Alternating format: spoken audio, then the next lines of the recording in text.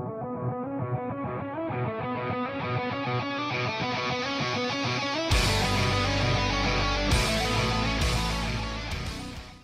name is Carlos Herrera. House of Blues, you guys are live.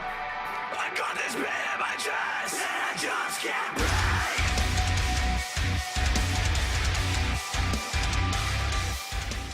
I've been vocals for about 3 years now. Totally loving it, and really love pouring myself out there. Putting my words out there, and making sure that people hear my message and know what I'm thinking and feeling. So my influences growing up, and actually even till now, I've always been a huge fan of rap, especially gangster rap. G-Funk, all that old stuff. I love all that stuff, and the bouncy rhythms and the creative flow that they would always write. That was inspiring. I actually wanted to be a rapper when I was younger. But growing up, I felt madly in love with Metallica. Metallica is one of my hugest influences, and then evolving into screaming music, I gotta say Slipknot and Killswitch Engage are just my all-time favorites, along with Metallica. So I would say those are probably my biggest influences.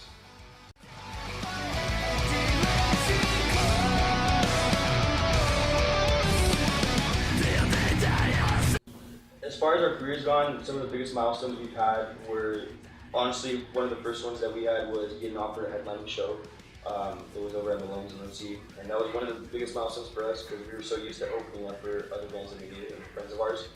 And I would say after that was playing House of Blues in Anaheim. We got the opportunity, we took it, and we did the best we could. We gave out, I swear, like 2,000 tickets.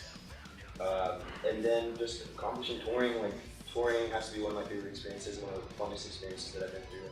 The fact that we get to tour again and again was just awesome feeling. Played some of the biggest bands we played with that I was really proud of. We did a festival in Victorville, Atlanta, like the desert area. We played with Buckcherry and Cotton Mouth Kings. That was a really fun experience because we got the full, huge band treatment. We got to sit in the bus. We got the huge stage with it.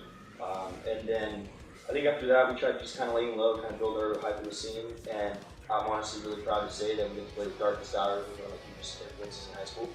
We played with Darkest Hour in December over here in Upland, and I would say that that's one of my things that I was really proud of, that we get to play with Darkest Hour. That's a pretty big band, I think. So as far as what we got going on right now, I'm really stoked that we're releasing an EP November 6th, excuse me. We're releasing our 5-song EP that we've been working on for about a year. We're releasing that on Monday, November 6th, and we just released a music video that pour our hearts and souls into. We hiked for about 1.5 miles to get to this location. It was well worth it. We're super hyped on it, and we're incredibly excited to go on the road with Gigantis, our homies from NorCal. We're leaving with them next Tuesday. We start the Southwest Conquest tour. So it's been in the works for a while, and I'm more than excited to be on the road with them.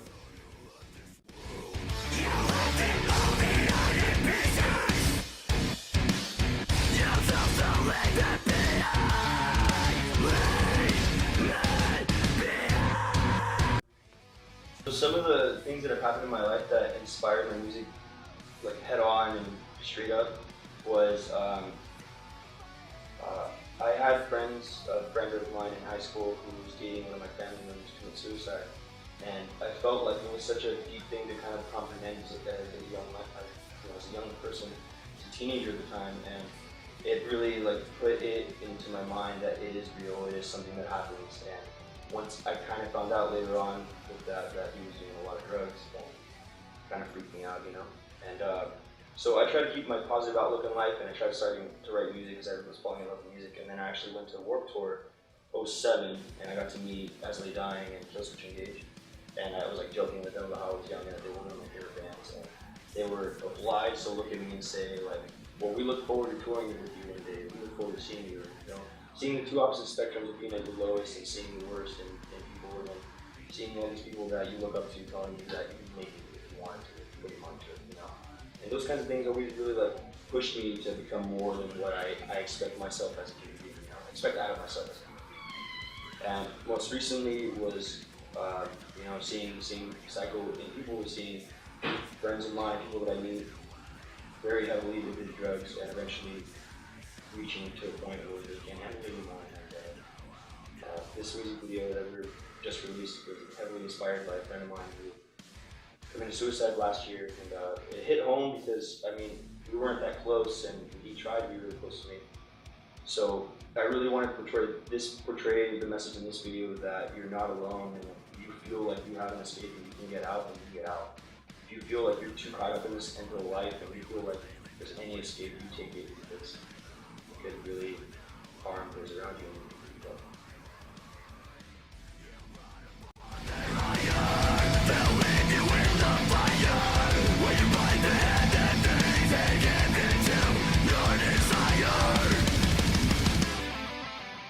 So this next coming week, we're really excited to be hitting the road with our homies in Gigantus. They're some of the best friends we've made in the past couple of years.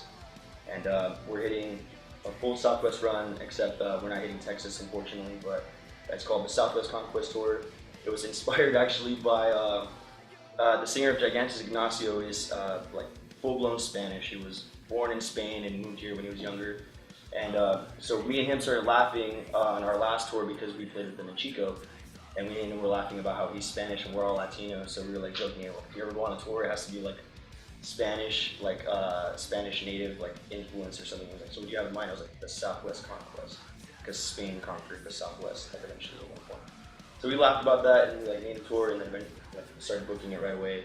So we're incredibly excited to be hitting Phoenix, Tucson, Albuquerque, El Paso. We're hitting Colorado, a couple cities in Colorado. We're hitting Utah.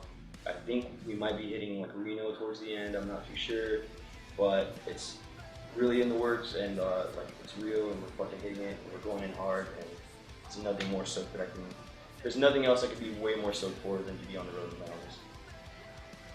homies. Pinup Artist Management, we knew David Forster, who works for Pinup Productions and Pinup Artist Management. We knew him for a couple years now, and sometime around last year, he saw us at the House of Blues, and we got, we just came back from our very first tour, played the House of Blues, and afterwards we kind of spitballed the idea of management because they launched Pinup Artist Management. And since then, David Forster's honestly been taking really good care of us. He's really strict on us. He's really hard, and he puts his all into it because he cares. And that's the most beautiful thing, when you find someone that is willing to work with your band and take care of you guys, not just suck you dry. So it's really great to see that out of him, because like he's such a hard ass, and that's what he's known for. And him and the whole team, the Pinup Artist Management team is just taking really good care of us, and we couldn't be any more happy with it. Like our logos, the connections to our videos, where we released our video, everything that has been working up to this is all thanks to them. And I mean, I'm really happy like that I joined the actual Pinup Productions team, so I'm actually booking shows down here with David Forster and our team. So it benefits like the fact that I'm in a band, and then I kind of see it through the eyes of a band and through the eyes of what a band perceives as it should be a good show. I like putting myself in that mindset when I'm the promoter, when I'm booking a show, because when bands get upset about their slot time or their ticket sales, I do my best to explain to them why that happened, or what they could do differently or something like that in the nicest way possible, because you can't be a dick and expect everyone to listen to you. To kind of like finalize where we are and where I am, and the way I want my band to be received, is I push myself every day, and I have been since I was maybe 14 years old, because this is what I wanted, this is my dream, this is what I've always saw myself doing. So I put my heart, my soul, and my mind into it, and I've lost a lot. I've lost a lot of friends. I've lost, my relationship. I've given up so much for this band, in order to see what it can do for me.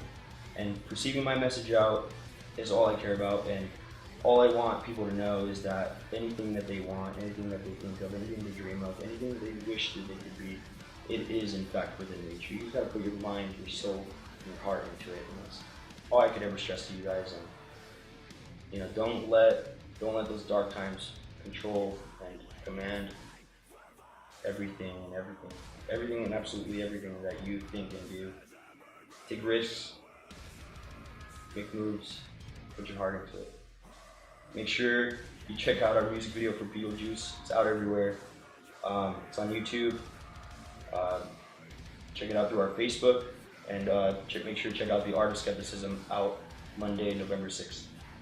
Thank you guys.